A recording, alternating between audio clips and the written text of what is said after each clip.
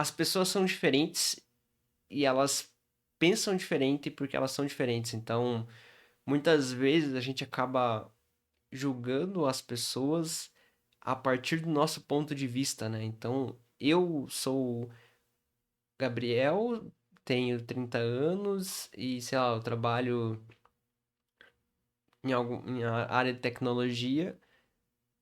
Então, todas as minhas experiências até meus 30 anos formam quem eu sou hoje. Assim como, sei lá, 10 anos atrás eu pensava diferente, eu tomava decisões diferentes, eu falava coisas diferentes. Então, a ideia é que as pessoas elas agem de acordo com as suas experiências e as suas convicções. Então, não quer dizer que a pessoa é burra ou ela não conhece sobre determinado assunto para ela agir de tal forma.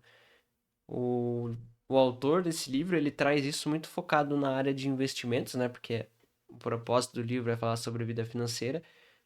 Mas esse é um tópico que eu acho que reflete em várias áreas da nossa vida, né? Então não é só área financeira. Isso vai acontecer na, no espectro político, no espectro de relacionamento, amizades. Então tudo isso influencia.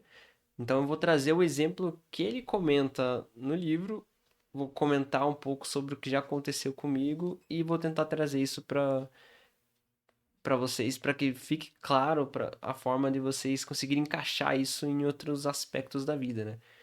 Então, um ponto que ele traz aqui, ele fala sobre investimentos, sobre perfil de investimento, né? Então, no passado já houveram crises econômicas no mundo que abalaram, né, as bolsas de valores, por exemplo. Então, as pessoas que viveram na década de 30 ou que passaram pela crise do subprime, que foi em 2008, se eu não me engano, as pessoas que tinham aplicação, parte do seu patrimônio em ações, eles viram o seu patrimônio despencar, né?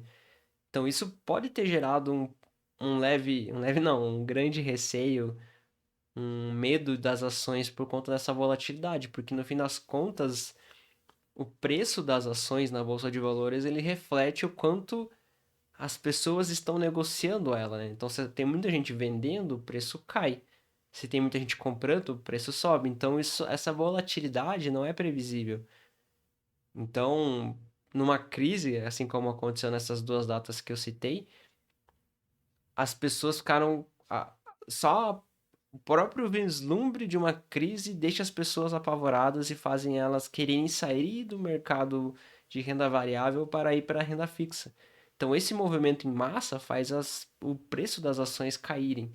E foi isso que aconteceu, né? Então, todo mundo que passou por essa época e viu essas ações, as suas ações e logo o seu patrimônio derreter, elas naturalmente vão ficar um pouco avessas a risco por conta disso.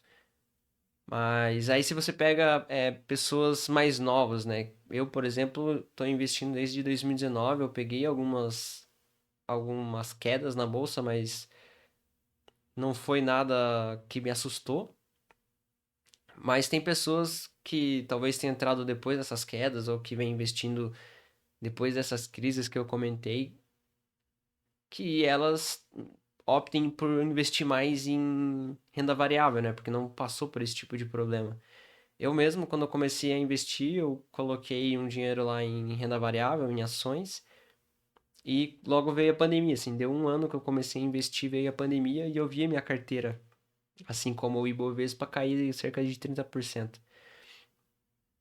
Na época eu não fiquei assustado com isso, mas tem gente que vê uma queda dessa e vende as ações com prejuízo mesmo, com medo de perder mais, né? Então, o que ele traz no livro é que pessoas que passaram por esses momentos de queda vão moldar o seu perfil de investidor, né? Então, vai ter gente dessa época que vai optar por aplicar numa renda fixa por conta da segurança.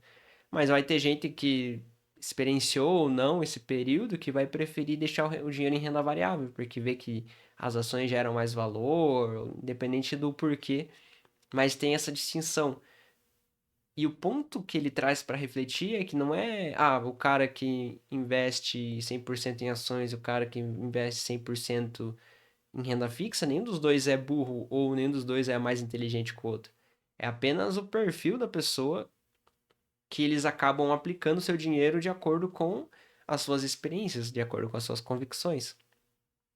Então, esse é o ponto, né? Agora talvez fique mais fácil de vocês entenderem agora que eu vou falar. Então, as experiências das pessoas vão mudar a forma como ela age. Então, às vezes, uma vida mais. Dependendo da criação da pessoa, da realidade familiar, a pessoa vai ter um viés político, vai querer votar mais na esquerda, mais na direita.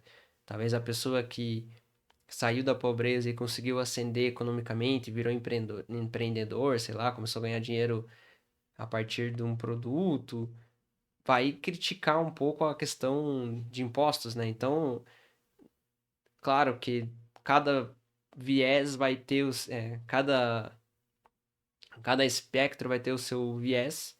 Vai ter gente que vai estar mais para um lado que não conhece tanto do outro e assim vai. Então, é difícil quem tenha um, um grande panorama sobre tudo para conseguir dizer claramente o porquê que você não é X, você é X e não Y, sabe?